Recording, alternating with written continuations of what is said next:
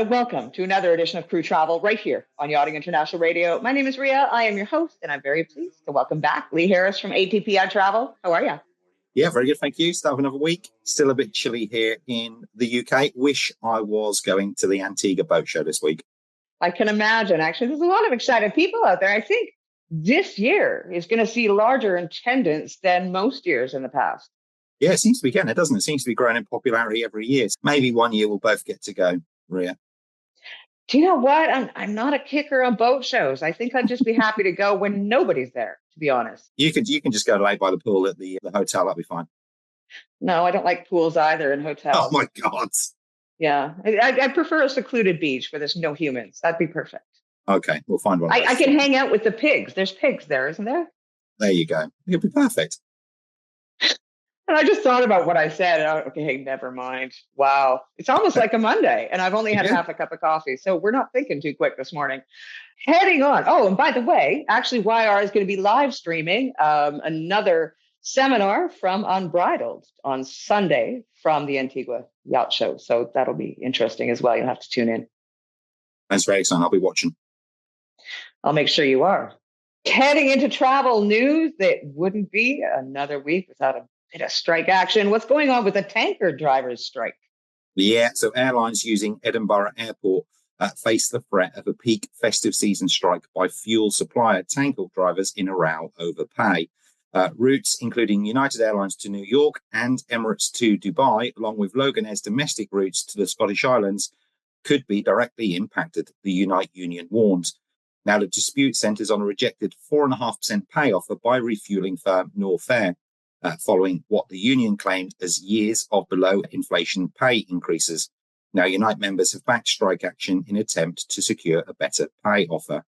Now, despite recent talks having been held at the Conciliation Services ACAS, there has been no enhanced pay offer by the company to avert widespread travel disruption, the union said.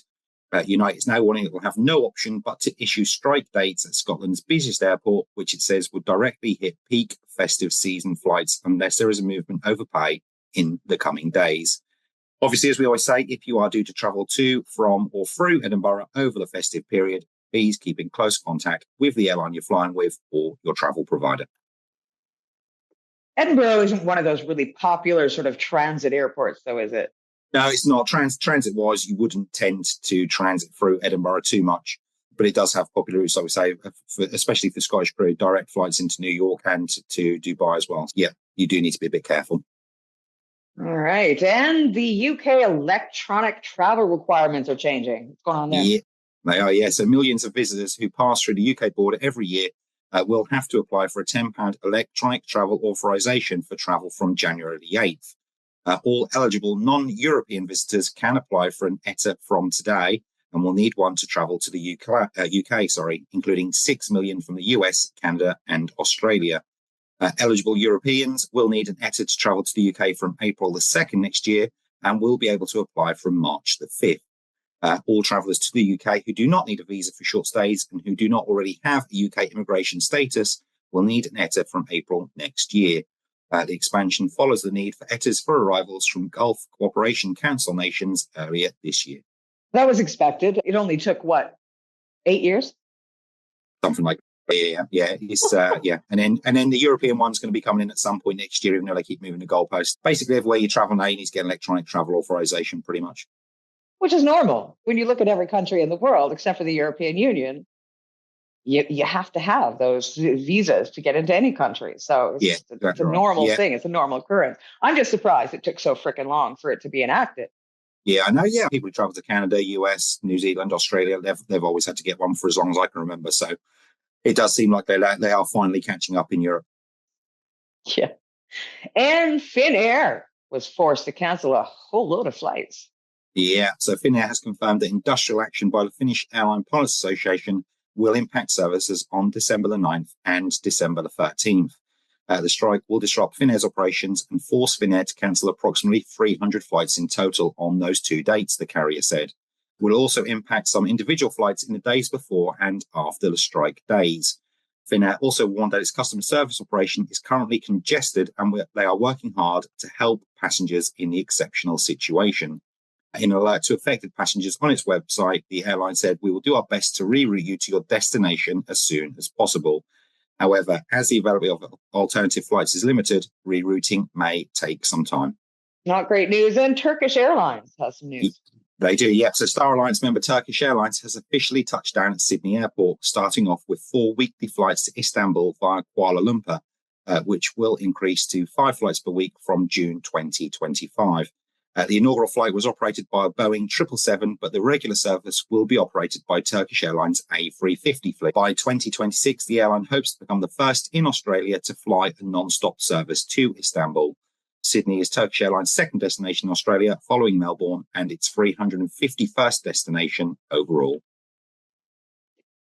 And this last one, now I got to have a bit of a laugh on this one, because when it popped up in my newsfeed, I thought, what the hell? We have the United States that says they are the benchmark for security, no matter whether it be border security, whether it be flight security, whatever kind of security they want to talk about, they figure they are the best. How the hell did some Russian woman manage to get herself on an airplane from the US to Paris without ever being discovered or checked in or any of that? She literally avoided any airport security, and they didn't find her until she got to Paris. Tell us a little bit about that. I know, it's crazy, isn't it? So, yeah, a passenger who recently fooled authorities and flew from New York to Paris on a Delta flight without a ticket or relevant documents is actually still in France. Last week, the 57-year-old woman boarded a Delta Airlines flight out of New York JFK Airport to Paris Charles de Gaulle. In an alarming breach of security, she managed to cross all crucial checkpoints at the airport where documents such as boarding passes and visas are verified, and passed the TSA security checkpoint and boarded the aircraft. The woman is a Russian citizen, but a resident of the United States. She seemingly took advantage of the traffic rush at JFK due to the Thanksgiving holiday travel, when airport officials are overwhelmed by an increased workload. The TSA said, however, that she was screened thoroughly and as such did not pose a threat to the aircraft. Once airborne, the flight attendants noticed something suspicious about the passenger and figured out she did not have a seat. Upon landing, she was detained and was supposed to be deported to the United States on a return flight. However, according to NBC News, though, the passenger in question caused a disturbance on a return flight to New York City and was asked to deboard. So currently, at this moment, she still is in Paris waiting to travel back to the US. Do you know why this makes me laugh? And it's almost like a little message to that Greg guy from BBC who has just gotten his hands slapped. Have you heard about that? No, I haven't, no. The guy off, one of the hosts off MasterChef, he's been accused. Oh, yes, sorry, I have, yeah, Greg Wallace, yeah. Yeah. Now, he said it was just a bunch of disgruntled middle-class women of a certain age. Now, I point to this woman who is 57 years old. If she is the only person that we have heard of in the past 2 decades to manage to get through the best security in the world, that should tell you a little something about middle-class women of a certain age. I think so. Yeah. We're pretty smart, really. We are pretty smart. Oh, 100%. And yeah, I'm sure that we should be giving a lot more credit than we are given in today's day and age. But hey, that's just me. I think you should too. 100%. Right? Yeah. I think so too. Anyway, Lee, I got to say thank you. And of course, if there are crew out there that have any crew travel questions, please do feel free to get a hold of Lee, whether it be on his LinkedIn or via email. We'll provide all of his details below this interview when it airs. And I'm looking forward to next week as we get closer to the holiday travel season, because I'm sure, as per usual, over the past 5 years, strike action really starts to rear its ugly head right about this time. So you're going to want to tune in. Absolutely. Yeah, we know guaranteed coming up to the festive period, it's all going to kick off somewhere, isn't it? Oh, guaranteed. My ticket is on France somewhere, but usually... They're always a safe bet. If I was a betting man, I'd probably agree with that. Mind you, they usually pick August. That's traditional for France to go on strike is August. I think the UK has been more traditional at Christmas time, but I guess we'll have to wait and see. We will see. Lee, thank you once again. We appreciate your time. Always a pleasure. See you next week. You've been watching another edition of Crew Travel right here on Yachting International Radio. My name is Rhea. I have been your host. We'll see you again next week.